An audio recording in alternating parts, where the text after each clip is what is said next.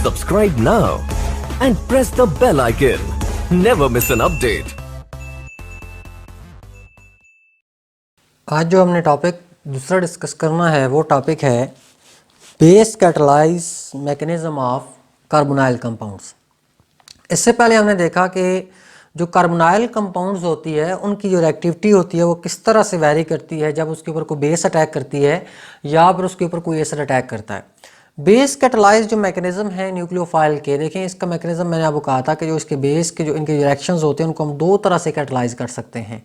ठीक है जी, कि वो हमारे पास जो है वो या तो एसिड के ज़रिए होगी या फिर बेस के ज़रिए होगी। तो ये जो टॉपिक है इसमें हम देखेंगे कि जो बेस कैटलाइज मैकेनिज्म है उनको हम किस तरह से जो है वो शुरू कर सकते हैं।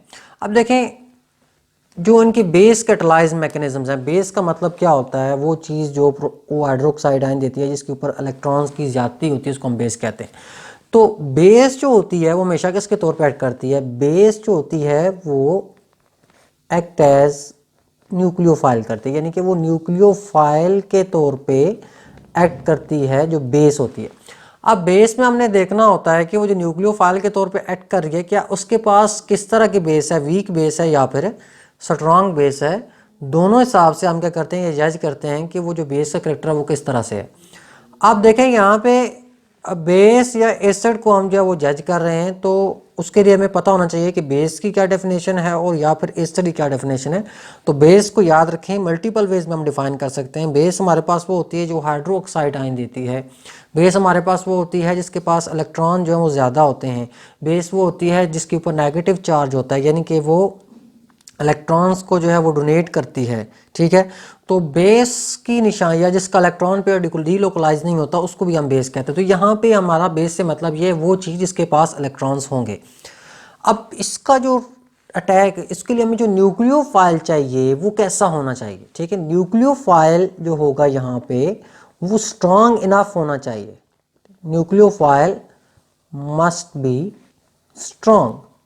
न्यूक्लियोफाइल स्ट्रॉन्ग क्यों होना चाहिए, देखें कार्बोनाइल कंपाउंड में अगर ये देखें, कार्बोनाइल कंपाउंड में ये हमारे पास ऑक्सीजन है, अगर हम यहाँ पे इसके ऊपर न्यूक्लियोफाइल का अटैक करते हैं तो न्यूक्लियोफाइल अगर वीक होगा तो उसकी जो इलेक्ट्रोनेगेटिविटी है या उसके ऊपर जो नेगेटिव चार्ज है that must be very strong as compare to oxygen. अगर उसका जो इलेक्ट्रॉनिक क्लाउड है वो वीक होगा, बेस वीक होगी, तो वो क्या होगा, ऑक्सीजन के ऊपर ओवरकम नहीं कर सकेगा। तो फिर हमें क्या ज़रूरत है, अगर इसका जो है पॉजिटिव कैरेक्टर कम है, इसका इलेक्ट्रोनेगेटिव कैरेक्टर कम है ऑक्सीजन के मुकाबले में, तो फिर हम इस न्यूक्लियोफाइल को यूज़ नहीं कर सकते। इसका मतलब यह है कि जो बेस हम यूज़ करेंगे उसका नेगेटिव चार्ज ऑक्सीजन के मुकाबले में ज़्यादा होगा, तभी हम क्या करेंगे उसको यूज़ कर सकते हैं। तो base must be very strong in case of base catalyse reaction of carbonyl compound, वरना वो जो रिएक्शन है वो प्रोसीड नहीं होगा। मैंने आपको पहले बताया था कि चाहे आप रिएक्शन को बेस के ज़रिए कैटलाइज करें या आप एसिड के ज़रिए कैटलाइज करें, उसका जो एंड प्रोडक्ट होगी वो हमारे पास क्या होगी, सेम ही होगी।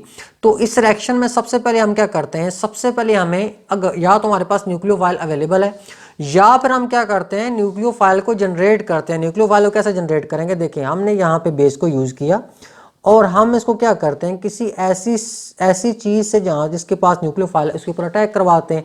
अब जो इसके पास जो है वो न्यूक्लियोफाइल मौजूद है तो बेस अपने इलेक्ट्रॉन्स को यूज़ करते हुए यहाँ से प्रोटॉन को निकालेगी और ये वाला बॉन्ड इसके ऊपर ट्रांसफ़र हो जाएगा और क्या बनेगा, ये हमारे पास बनेगा NU नेगेटिव। अब देखें इस बेस के पास इलेक्ट्रॉन्स जो हैं वो आ चुके हैं, न्यूक्लियोफाइल के ऊपर इलेक्ट्रॉन आ चुके हैं और बेस ने अपने इलेक्ट्रॉन को यूज़ करते हुए क्या बना दिया, वाटर।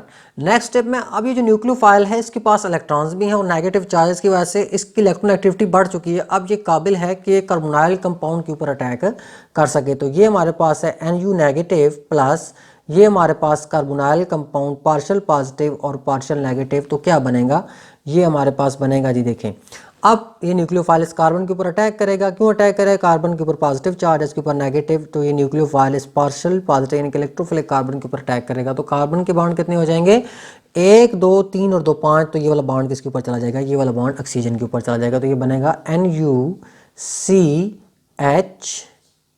की ज़रूरत नहीं और O नेगेटिव। अब देखें कि जो O नेगेटिव है इसके ऊपर, ये जो O नेगेटिव है इसको हमने स्टेबलाइज करना है। स्टेबलाइज करने का मतलब यह है कि इसकी रिएक्टिविटी को हमने कंट्रोल करना है, अदरवाइज ये रिएक्ट। तो अब क्या है, ये जो यहाँ पे वाटर है आपके पास को हम देखें NuC और O negative plus H positive और OH नेगेटिव, तो ये हमारे पास क्या बनेगा, ये हमारे पास बनेगा, ये इस प्रोटॉन को निकालेगा और ये वाला बॉन्ड इसके ऊपर चला जाएगा, तो ये बनेगा NuC और यहाँ पे OH प्लस OH नेगेटिव। अब देखिए हमने रिएक्शन को बेस की मौजूदगी में कैटलाइज किया, मैंने कहा कि बेस कैटलाइज रिएक्शन है, हमने ये देखा कि बेस के हम इसको कैटलाइज कर रहे हैं, तो इसका मतलब ये है कि बेस कैटलाइज रिएक्शन में आप जो बेस यूज़ करेंगे वो बेस रिएक्शन के अंदर यूटिलाइज नहीं होगी, बल्कि रिएक्शन के एंड के ऊपर जब वो रिएक्शन ख़त्म हो जाएगा तो वो दोबारा क्या हो जाएगी, रीजनरेट होगी। जितने भी आपके पास बेस कैटलाइज रिएक्शन हैं,